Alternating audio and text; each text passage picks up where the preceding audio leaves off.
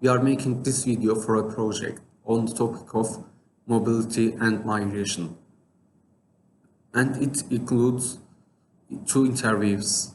My other batch members will be firstly interviewing an education migrant with Anushka Ali, secondly a labor migrant with Altan Ercan, and finally may conclude the project. So let's get straight into the interviews without any further ado. Okay, first of all, would you please introduce yourself? My name is Altan. Last name is Ercan. I graduated from Middle East Technical University, and then I went to United States for PhD, master and PhD in biochemistry. And I had those degrees in the University of South Florida.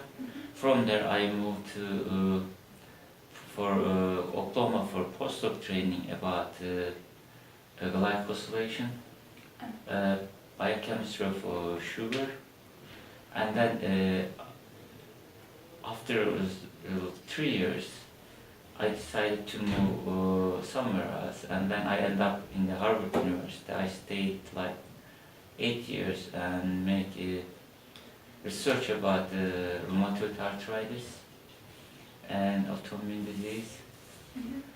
And then I decided that was enough for abroad.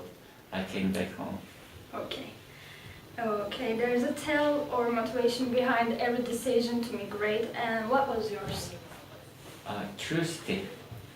I want to learn about biochemistry. I thought it was an impressive machine. When I look at the human physiology, I see a machine so well designed, and there are lots of engineerings which we still don't know, and I thought it was impressive, and I wanted to learn. Okay. And what was your journey to Kayseri? And what was my journey to Kayseri? It was interesting. It's just following your curiosity, trying to do what you want, and I end up here.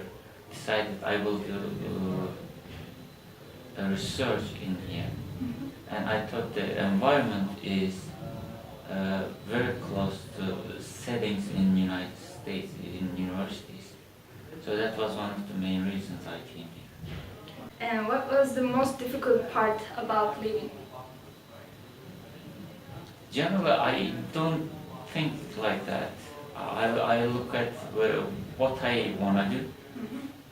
If I want to leave, I will leave. I wouldn't have too much hesitation, or if I do that, if I do this, I don't think like that. What did you most about the place that you came from? Food. In United States, every corner you can find different foods from different countries. So let's say I miss Indian food, I miss Chinese food, I miss Japanese food. Basically, that's it. Nothing more. Have you ever had an emotional or mental breakdown regarding your decision for labor migration? No. Generally, once I made my mind or made the decision, I wouldn't think like that. But I did what I did, and I move on. And what have your biggest challenges been so far? Science. Like You cannot grow as much as you want in science. You learn a little bit, and you realize there are more, and there's no end to it. True. So this is the difficult part. I know. Okay, thank you. How do you think that migration has changed? Migration, how did it change? That's a very big question. And how can I answer? When you say migration, are you talking about let's say running away from your country, let's say you are not secure, you are not you having enough resources to live. So, or going another country to learn science. This is pretty different. For example, when you go abroad for science, you already establish lots of things. For example, you have financial security. On the other hand, they won't give you a visa. And at that point, you are pretty comfortable. You have income to live, to buy whatever you need. But migrant can be very different. It can be like that too, but it can be you are running away, you left lots of things behind. You just rescued your life. So at that point, it's pretty different. Which one you are looking for? Going abroad, I mean, You are still going abroad. some education for Education, going abroad for education, what is it difficult? Not much. It's not really difficult. You have a purpose. You know where you are going to do. You know what you are going to do. Everything kind of designed. You just need to work hard and be positive. That's it. So life is not difficult actually. So she is the candidate for today's education migrant interview. And can you introduce yourself? Hi everyone, I'm Anushka. I'm here at Atrium. This is my first year and I'm studying civil engineering. Okay. So Anushka, why did you choose this university and this place?